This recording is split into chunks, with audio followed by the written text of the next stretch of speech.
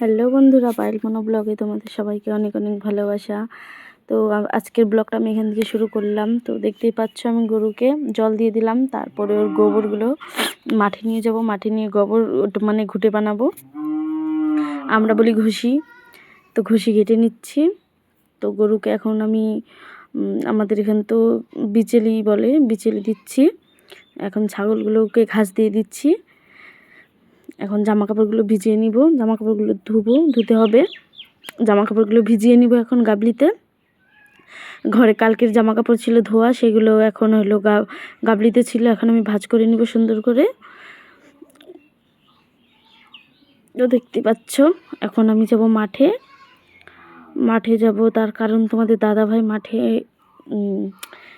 আমাদের হলো পটল লাগিয়েছে, তো পটল সেখানে জাংলা দিবে, তার জন্য সেখানে তাকে ডাকতে গেছিলাম।